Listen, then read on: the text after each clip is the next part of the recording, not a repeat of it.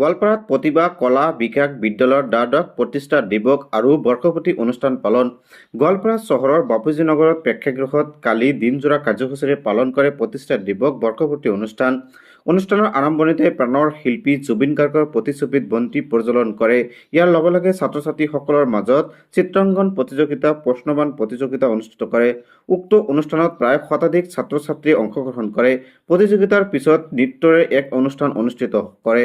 বিদ্যালয়খনৰ এই গাম্ভীৰ্যপূৰ্ণ অনুষ্ঠানত অধ্যক্ষ ঋতুপৰ্ণা ৰয় আৰু প্ৰতিষ্ঠাত সকলোৱে সহযোগিতা আগবঢ়ায়। উক্ত অনুষ্ঠানত গোৱালপাৰা মহাবিদ্যালয়ৰ প্ৰবক্তা গোবিন্দ দাস, ভাৰপ্ৰাপ্ত বিষয়া চিত্ৰাংগন সমাজসেৱক শৈলেন দাসৰ উপস্থিত থাকে। আমাৰ প্ৰতিভা কলা বিকাশ বিদ্যালয়ৰ আজি দ্বাদশতম প্ৰতিষ্ঠা দিৱস তথা বাৰ্ষিক কাৰ্যসূচী আছিলে আৰু এই কাৰ্যসূচীৰ প্ৰথম কাৰ্যসূচীৰূপে আমাৰ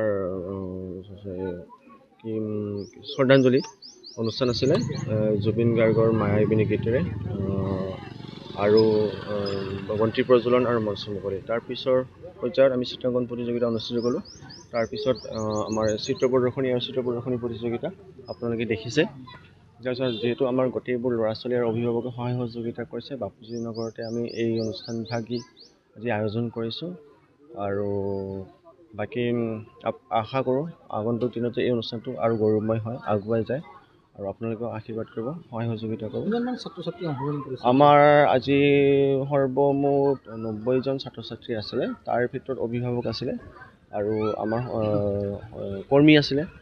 তাৰপিছত শুভাকাংক্ষী আছিলে। হয়, প্ৰতিযোগিতাও আছিলে। প্ৰতিযোগিতা আপোনাৰ প্ৰশ্নবান প্ৰতিযোগিতা আছিলে, তাৰপিছত চিত্ৰাংকন প্ৰতিযোগিতা আছিলে, তাৰপিছত চিত্ৰ প্ৰদৰ্শনী প্ৰতিযোগিতা আছিলে আৰু চিত্ৰ প্ৰদৰ্শনী আছিলে। বাকীবোৰ আমাৰ কাৰ্যসূচী হিচাপে নৃত্য, সংগীত আৰু বক্তৃতা এইবোৰ অনুষ্ঠান আছিলে। তাত আমাৰ সম্বৰ্ধনা অনুষ্ঠানো আছিলে, বন্তি প্ৰজ্বলন অনুষ্ঠান আছিলে, তাৰপিছত মঞ্চ মুকলি আছিলে। মঞ্চ মুকলিৰ বন্তি প্ৰজ্বলনত আমি দুজন ব্যক্তিক নিমন্ত্ৰণ জনাইছোঁ। তাৰে এজন হ'ল আমাৰ গোৱালপাৰা সদৰ আৰক্ষী চকীৰ ভাৰপ্ৰাপ্ত আৰক্ষী বিষয়া তথা আমাৰ গোৱালপাৰা মহাবিদ্যালয়ৰ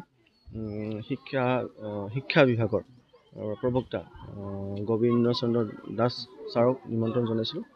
আৰু এতিয়া আমাৰ আহাৰ গ্ৰহণ অনুষ্ঠান শেষ। এতিয়া ছাত্ৰ ছাত্ৰীসকলৰ নৃত্য গীত পৰিৱেশন আছে। তাৰপিছত আমি মুকলি সভা আৰু বঁটা বিতৰণ সভা কৰি অনুষ্ঠান সামৰণি মাৰিম।